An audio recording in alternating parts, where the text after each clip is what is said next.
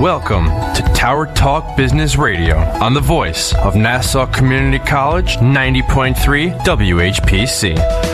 Tower Talk Business Radio brings you conversations with the top business minds on Long Island and around the nation, including expert consultants and small business owners who have found success, but are also willing to share their top tips, failures, and give gritty, matter-of-fact advice based on their first-hand experience. And now, let's get down to business with Tower Talk Business Radio, powered by the Nassau Community College Foundation. Hello, and welcome to Tower Talk Business Radio, powered by the Nassau Community College Foundation. My name is Ray Schwetz, AVP of Nephew Business Banking, along with Donyshia Boston Hill, CEO, keeper of the brand marketing and digital agency, and we're focused on being the premier resource for business and entrepreneurship. Ray and I bring you weekly business advice, tips, tools, and services that help you grow your business. Plus, we interview the top business leaders in the industry. Wow. So another week. Another week we're back again, and I have just been really just watching in a creative zone, watching a lot of movies, catching up on things, and came across a few movies with Leo DiCaprio. Oh, okay. I love The Departed. I do too. That's my favorite. But Titanic, I think, is really a big one for me. There's a Titanic 2 coming out. I like the end. I don't know what that says about me, but I like the end. Yeah. But I feel like, I'm just going to pull from Leo a little bit. Just watching him grow over the years in his career, was it, not Silver Spoons, it was Growing Pains. I think he was in Critters 2 or 3. That too. Yes. He's grown a lot since then. He is. So he also says that he's never settled and he's never satisfied. And that's why I feel like I am right now in my life. I'm never settled. I'm never satisfied. And I'm jumping into this, movie creativity things. I have a few things I'm working on. You're hungry. I am. That's pretty cool. Yeah. Well, helping us empower us with business today is our guest, Frazier Prince. He's the founder of Prince Henry Entertainment Group. And I would say that, he's definitely a hungry filmmaker. He's a director, producer, and writer. He's the producer of Crackdown, Big City Blues, and his feature film, Jenkinville, is now in development. Frazier Prince is a retired 20-year veteran detective with the NYPD, and during his tenure, he worked in patrol, narcotics, intelligence division, dignitary protection. He worked with Mayor David Dinkins, executive protection team, and the chief of detectives. So, he's definitely seen a lot, and he's also served as a key liaison and technical advisor to Fox's America's Most Wanted for more than 10 years. And he went on to produce, write, and direct The Crime Stoppers Go to the Movies, the ad campaign for the NYPD and the New York City Police Foundation. His other advertising work includes the WB Care for Kids ad campaign, which features actor Ben Vereen. And he produced and directed music video features with R&B artist Charisse Rose of Changing Faces, infomercial fashion with Russell Simmons, one of my heroes, and Patricia Field. And he's also worked on documentaries such as To Be Back on Tour, broadcast on Fox TV, and The Pen is Mightier Than the Sword. So, Frazier, welcome to the show. Thank you. Thanks for having me. Yeah, we're very excited to have you on. Now, what sparked your interest in film after retiring from the NYPD? Well, I have a long background in film. Before I became a police officer, I started out as an actor, doing numerous commercials such as Coca-Cola, Nestle Soup Time Bowl of Noodles, This is the Army, and also studied theater at the Black Theater Workshop at Brooklyn College with the late Professor Dr. James Scott Kennedy. Oh, wow. And so I always had an interest in the film business, and also started out making Super 8 films years ago. Oh, wow. You're taking us back, Frazier. Now, tell us a little bit about some of, your greatest achievements. We highlighted a little bit about, how you brought McGruff the crime dog to life. But how was that experience working on the NYPD? My experience working in NYPD? We're bringing film to life with McGruff the crime dog and Crime Stoppers. Working in Crime Stoppers? was one great experience working there, help solving cases, whereas we get the information, and which is confidential, anonymous, and we solve many cases, many high-profile cases, such as the Wendy's massacre. If you can Google that up, the call came through our office, and that was my case. Wow. But in addition to that, did that influence? I also, while working there, I also was a liaison, a technical advisor to a lot of the crime shows on TV, and worked with America's Most Wanted for 10 years. Did that influence you with your newly released film, Crackdown, Big City Blues? Yeah, partially, and also I worked in Narcotics. I worked in Narcotics for numerous years, and saw it inside out. And what happened is that my partner and I, he's deceased. He passed away in 1997. We started talking about what kind of film to do as we were coming across the Brooklyn Bridge, and we were driving across, and he says, we should do something about crack, because at that time crack was the epidemic back then, and it was very, very bad. So he says, why don't we do something? And we went to his house, brainstorming and everything, and we came up with Crackdown, Big City Blues. Now, tell me a little bit about. I'm a huge film buff, and this film was made in the '90s, and it was shot on 35, right? Yes. Tell us a little bit about why you decided to bring that back and restore that to HD and bring that to today's viewers. Okay. Well, a lot of love went into making that picture. It was my former partner, Paul De Silva. It was his dream, and that was his first feature film and shot in 35. And what happened is that back during that time, the kind of picture was, it's sort of like a docudrama, and the public wasn't really ready for that, because our picture did not glorify the drug dealers. It took you from the community, people's perspective, trying to protest and drive the drug dealers out of the neighborhood. So it wasn't people they didn't really consider commercial like all the other films, like New Jack City. It was totally different. Right. So what ended up happening is that we had gotten a distribution deal, and we were pretty much naive in terms of what distribution is and so forth, and the distributor's strength was foreign, so he sold it in a couple of territories, and then he shelved it, and then what happened is that my partner, Paul De Silva, passed away, and it was sitting on a shelf for over 28 years. And although back then the drug problem was really bad, it's even worse now. Right. So I says, you know what? Maybe now is the perfect timing to do that. And what happened is that his brother had reached out to me and said, hey, listen, I got this print in the house. It's not doing me no good. It's just sitting there rotting away. I don't know. You made this film with my brother. Come and get it, and if you could do something with it, that will be great. Lo and behold, a vintage distributor had got in contact with me and expressed interest in distributing the film. And then I says, you know what? I said, if you're going to put this film out, let's put it out on an anti-drug perspective in terms of giving help back to the community. So this is more public awareness and do something positive with drug treatment programs.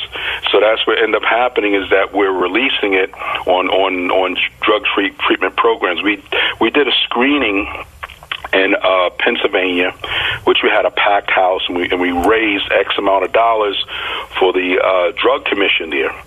And people came, they enjoyed the film, and they made money. The commission, everyone liked it. So now we're going to do a screening soon in New York City. We haven't picked a venue yet, And this time, all the proceeds is going to go to the Phoenix House Foundation and the Bronx chapter of National Action Network, who also, they have an anti-drug program up there because they have a bad K2 problem as well as opiate drugs. So therefore, and that's what we're planning to do to further, get the public awareness on the issue, which is pretty much dominating the country now. I think it's incredible what you're doing there. You are listening to Tower Talk Business Radio. Our guest today is Frazier Prince, and he's the founder of the Prince Henry Entertainment Group. My name is Ray Schwetz with Donyshia Boston Hill, and our guest today, again, is Frazier Prince of the Prince Henry Entertainment Group. I think it's fantastic that you're doing this. You're re-releasing this film in HD, and that it's benefiting the Phoenix House. Now, tell us a little bit about your inspiration with your filmmaking.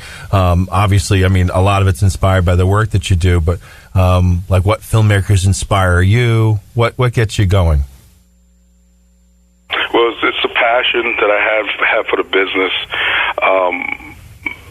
By seeing filmmakers such as Sidney Poitier, who's an actor, producer, director.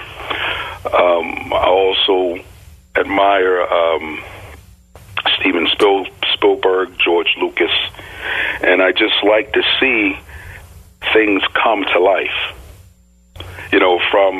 From inception, going down from the concept, and from concept to the script, from the script to the actual pre-production, all of the phases.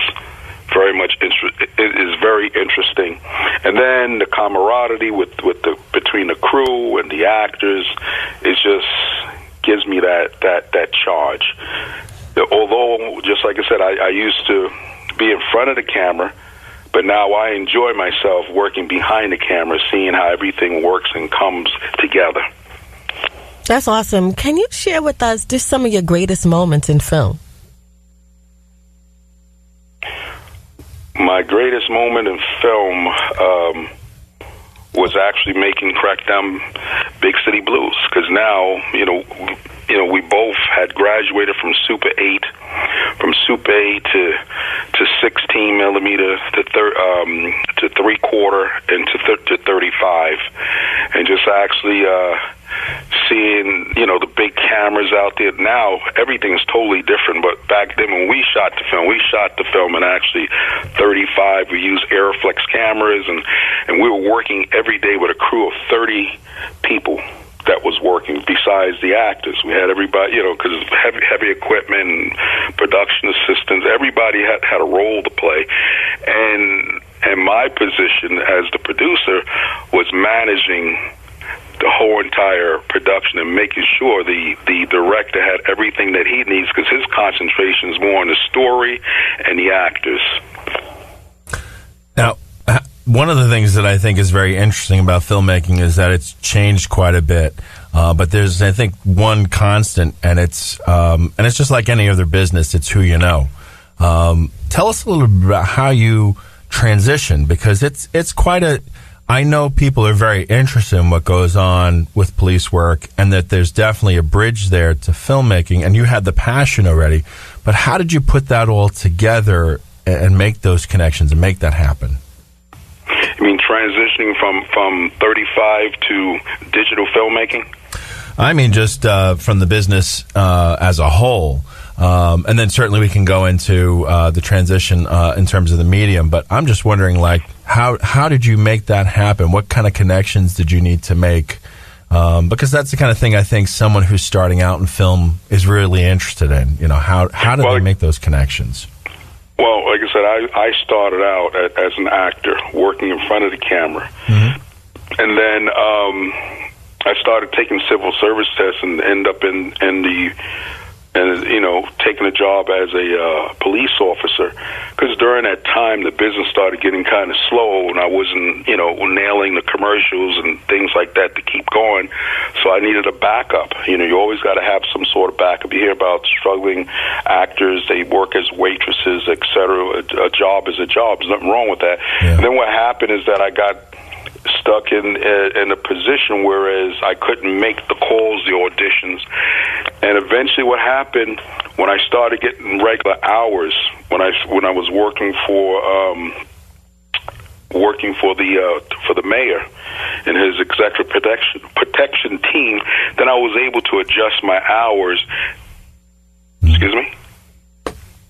No, didn't say okay, yeah, I was able to adjust my hours, and then my partner and I, we decided to work on a feature. But however, working within the police department, when I went up into chief of detectives, they had a position, an opening, which was in the media field. I said, oh, this is pretty much like what I really wanted to do. But just because you become a police officer doesn't mean that you have to be stuck there in that position. There's many different jobs up under the umbrella of the New York City Police Department. People do various jobs. So I said, well, this is more in the line of what I like to do, which is media. So I got involved with the media, and that's how I started working with all the different various networks, including America's Most Wanted, and became the liaison and technical advisor to most of the crime shows. And then another thing happened within the police department, which was the Police Foundation, which was a part of Crime Stoppers, wanted to do public service spots.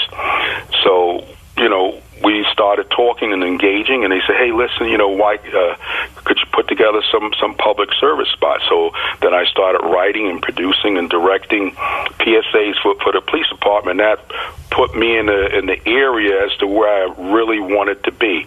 And then we started, shooting the public service spots with celebrities such as Ben Vereen, Jackie Mason, and Jeffrey Holder. Jeffrey Holder is the one that did the voiceover to Crime Stoppers Goes to the movies. And nice. And that's how it all started within the police department, because my interest in film, it started to come full circle. You are listening to Tower Talk Business Radio. Our guest today is Frazier Prince, founder of Prince Henry Entertainment Group. My name is Donyshia Boston Hill, along with Ray Schwetz on the voice of Nassau Community College, 90.3 WHPC. When Dad needed help getting around, I became his driver.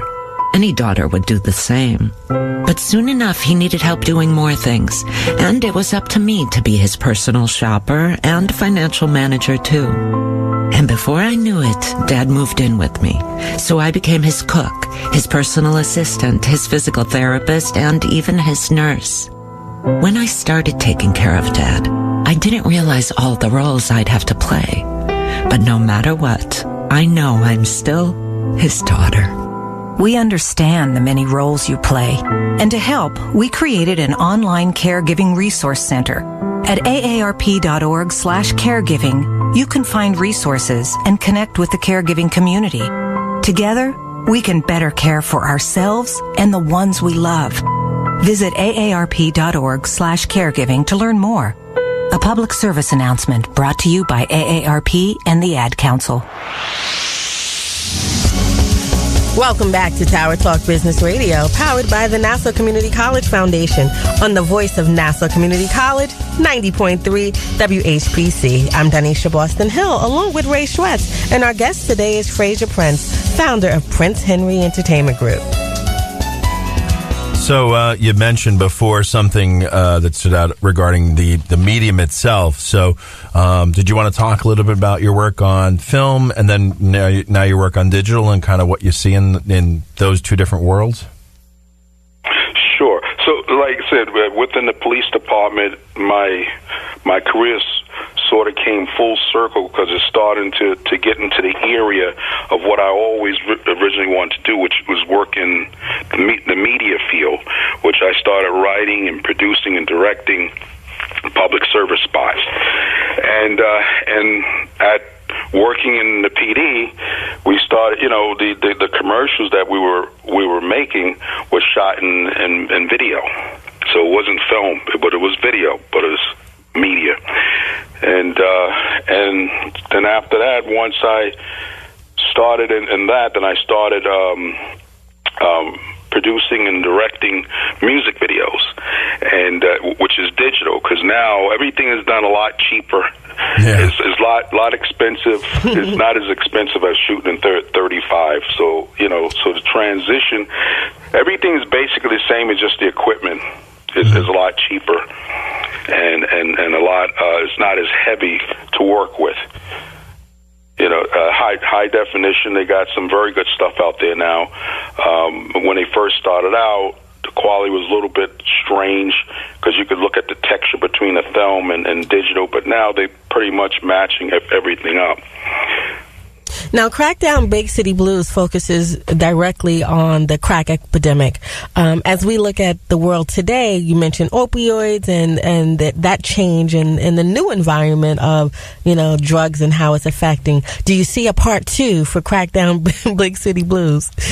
Yes, I do. And also I want to say is that although it was crack back then, but the message is the message within the message, which is the film, which brings about public awareness. Also, if it wasn't for the distributor, the film detective Phil, taking an interest in this, we wouldn't have been able to reach this mark, because that's what really started the flame, which was his interest in putting it out, and so we can move forward with it. And yes, there's a room for a part 2, which could focus on certain things. I don't want to give too much of my ideas or story away, but yes, it could be a part 2 of Crackdown 2. Yeah, and I see one of the actresses here is Rhonda Ross, daughter of Diana Ross, the legendary Supreme, along with Barry Gordy. How is she in the film? I know we want to see it, and how was her take? That she did an excellent job. As a matter of fact, at the time, we didn't know when the director hired her that she was Diana Ross's daughter. That wasn't what she was hired. And what happened is that it turned out to be her very first feature that she ever done. Wow. And she played the character Rita, which is a recovering addict. And, you got to see it. She really did an excellent job. If you look at the new trailer, she opens it. She opens the film. Now, you mentioned Rita. Are there some, part of the storyline that you can share to entice our listeners? Well, you have vigilantes, which we don't encourage people to become vigilantes, a group that's trying to also push the drug dealers out. But then you have the peaceful guy, James Wright, who's a community activist, and he gets all the community together to push the drug dealers out of the neighborhood. Nice. In a non-violence kind of way.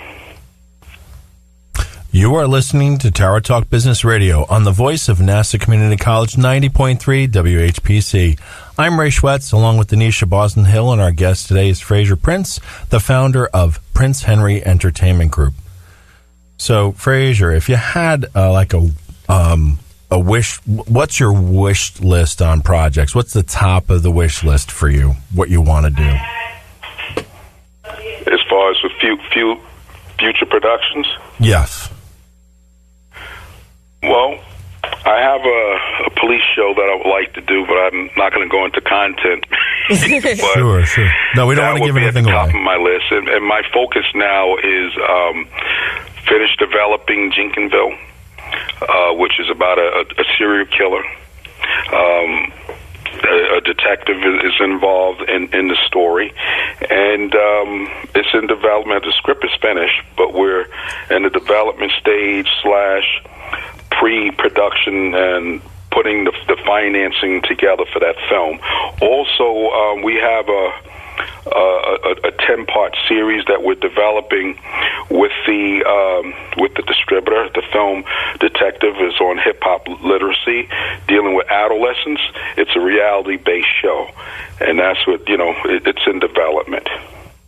Oh, fantastic. So now Crackdown Big City Blues is being restored and released on Blu-ray and DVD, but it's also being distributed digitally. Where can we find it? Yes, it's on streaming TV on on Bounce TV's Brown Sugar, or you can catch it through Amazon Prime. Oh, that's great. That's but the film is being distributed nationally. It's the first time ever that the film is being distributed in the U.S.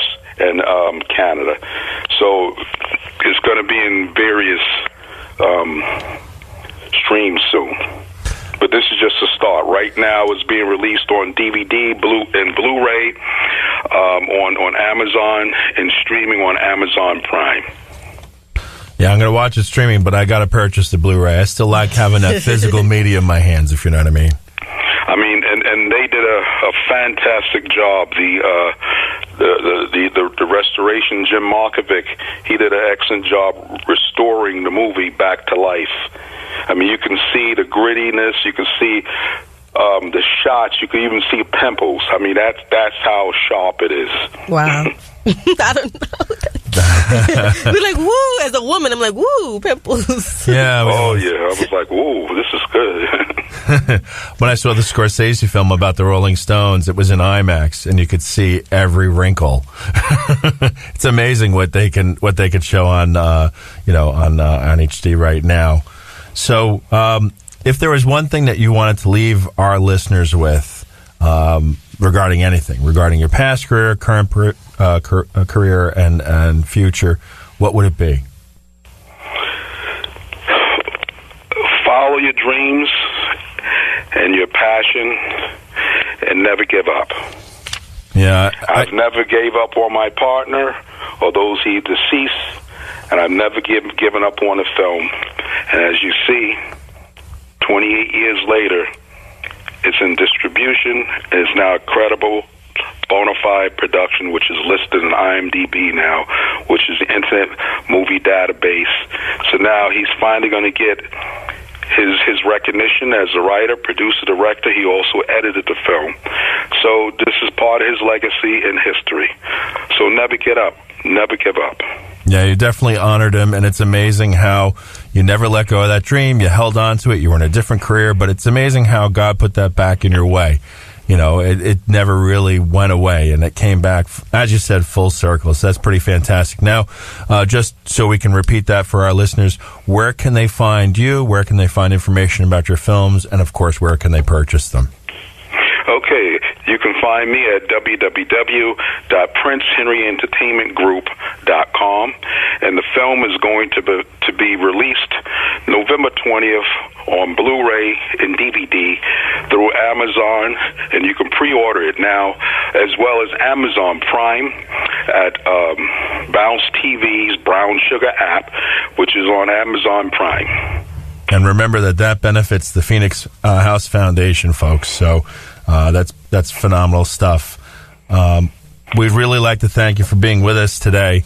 And Frazier, you've been just a fantastic guest. Thank you so much for being on the show. And thank you for having me.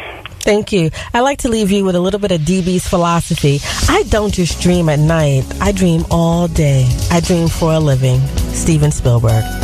We want to thank you for being with us. My name is Ray Schwetz, along with Donyshia Boston Hill, your co-host and producers.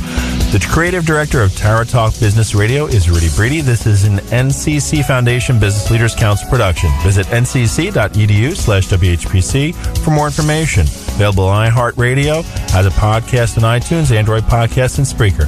This has been Tower Talk Business Radio, powered by the Nassau Community College Foundation on the voice of Nassau Community College 90.3 WHPC. We'll talk with you next week.